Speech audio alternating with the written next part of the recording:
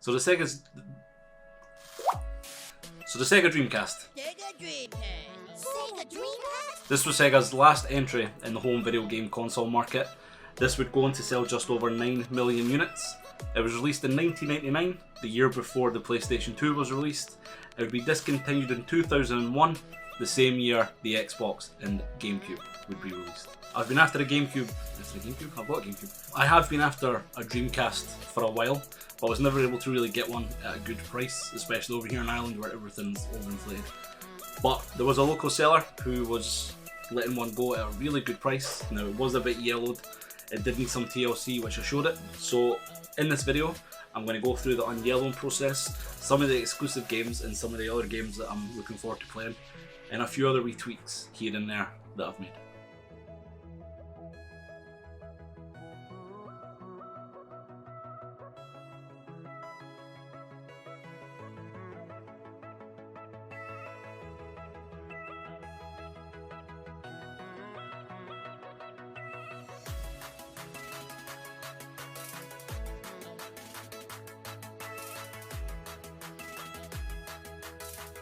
So, the first modification here is the GDEmu.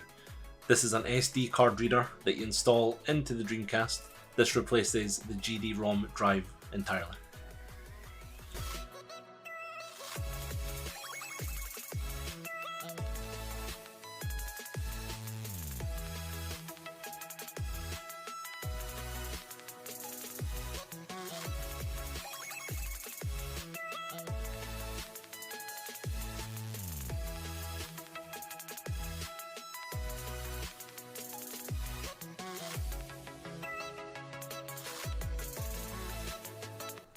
So I modded this Dreamcast in different stages. I got the GDEmu here first, so I wanted to install this, kind of give it a test, see how it ran. So you'll see me kind of take the Dreamcast apart, do wee bits, put it back together to test it, but then you'll see the final result at the end of the video.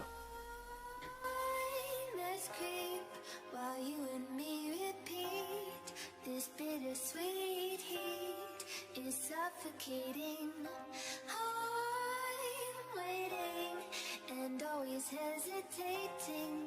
Kryptonite desires set my heart afire. Heart on fire. So here we are building the Solarium, at least I think that's what it's called. This is the UV light box that we'll be putting the yellow plastic pieces into once we've covered them in the peroxide.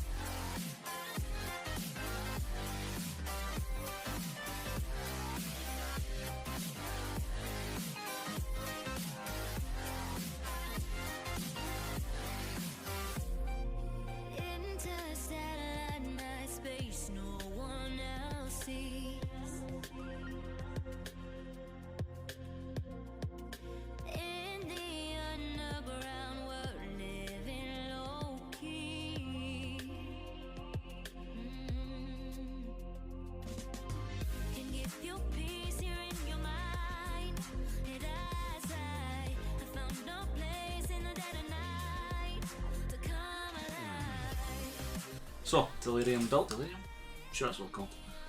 Lightbox thingy done. Now it's time to apply the cream peroxide and wrap it. And just leave and see what happens.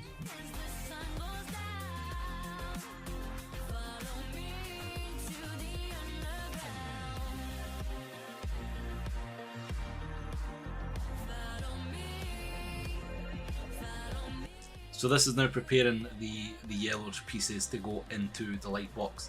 Now you'll see me here using peroxide. Now this is cream peroxide. This is the stuff you get from like the chemist. This is just to dye your hair blonde. I did a mistake here where I overwrapped it with cling film. You're meant to wrap it with cling film so the hydrogen peroxide doesn't dry out in the process. I've overwrapped it here. I think this kind of hindered the whole process in all. And this is how it should have been wrapped, just one layer over the peroxide is plenty.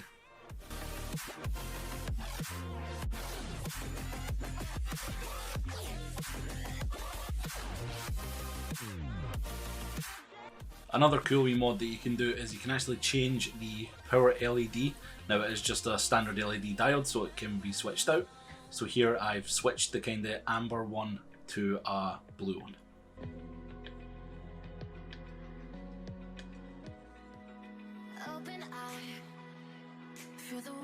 So this mod doesn't affect performance in the slightest. This is purely aesthetic and it just looks absolutely awesome.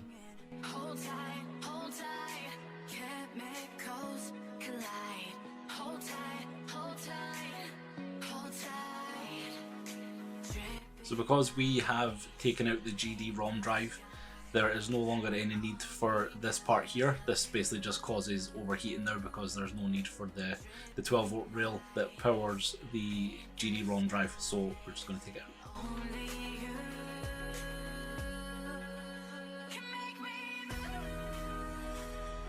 So this whole process, it basically varies depending on how bad the yellowing is of the plastic. Because this was quite bad, it did take a while. I think also the fact that I overwrapped it for a day didn't really help. So once it was wrapped properly, it kind of started taking effect straight away.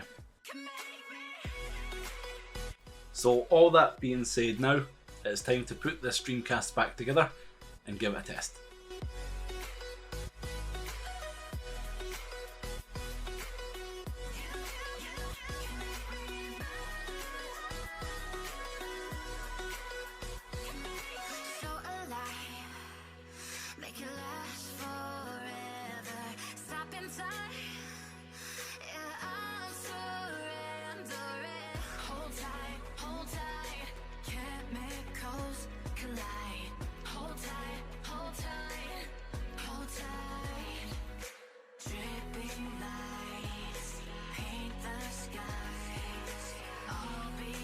There's a whole bunch of these HDMI converter cables coming out.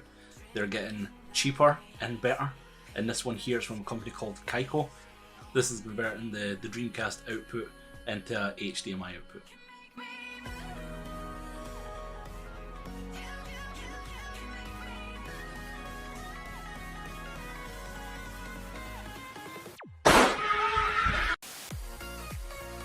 And that's it. Powered up, everything's running successfully. Because everything was taken apart, we need to set the time again on the battery, but that's not a problem.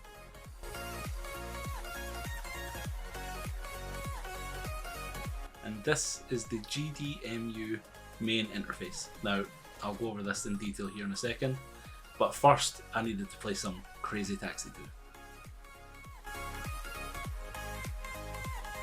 Now this is one game I've been looking forward to so much to playing, and I did want to play this on original hardware. Give or take the fact it's been modded, but you know what I mean.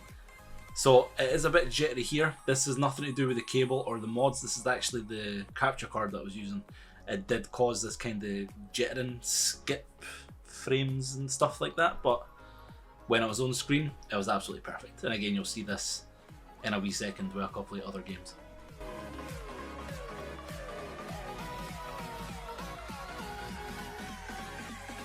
So the SD card for the GDEmu, you load on your CDI images or your GDI images. These are the Dreamcast ISO image files, and basically they play as normal. There's nothing really different that I can see. There has been some kind of compatibility issues with certain games. Now I don't know what the issue with that is, but it did happen. But look, it is what it is. So this is another reason why I am for emulation. Now Cannon Spike here, this is one of the harder games to find on Dreamcast, and if you do find a copy, it does run you up about 200 quid. So if it wasn't for things like this, I would never be able to play it. A lot of people would never be able to play games like this, and that would just be sad. Physical media is fantastic, and I'm all for physical, but emulation for things like this and for cases like this needs to be done.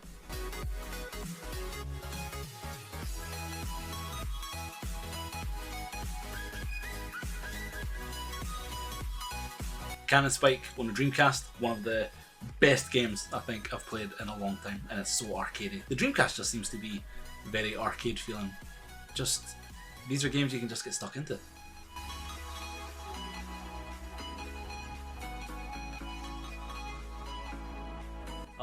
Now we're talking. Tony Hawk Pro Skater 2. Now this was my absolute jam back in the day on the N64. So the Dreamcast version, it had to be tested. The GDEmu handles it with no issues. The Kaiko cable makes it look very smooth. There's absolutely no problems running this here. On an absolute side note, just to compare this to the N64 version, the N64 version obviously had kind of cut down, reduced music tracks, so it's funny hearing the full songs now. That's just another cool wee bonus. I still love the N64 version, but playing this version just, oh, take me back. Illblade on the Dreamcast. Now this has got to be probably one of the strangest games I've ever played. You use your senses to try and avoid traps. Now I wasn't very good at it. It's a very interesting game. It wasn't what I was expecting. I was expecting it to be just like a standard kind of survival horror, but no, it's the same thing. It's a cool idea. It's very weird, but I had so much fun playing it.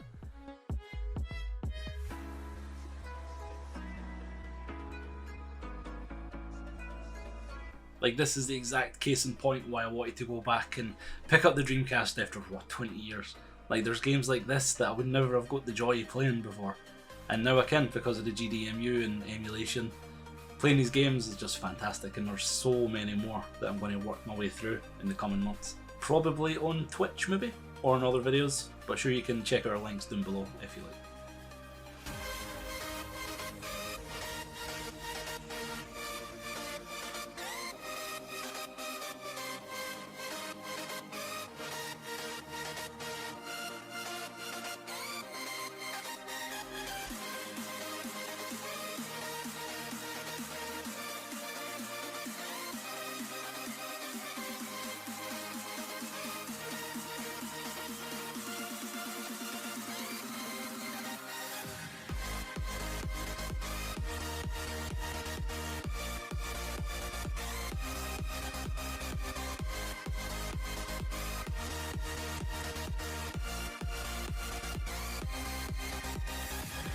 So that was the Sega Dreamcast. I hope you enjoyed the video. If you've picked up a Sega Dreamcast in the year 2022, I'd like to know. Or if you're picking up any other kind of retro console that you never had in the past, please let me know down below. And if you enjoyed the video, also please like, subscribe and comment, all that fun stuff. And sure, see you again soon. Thanks for watching.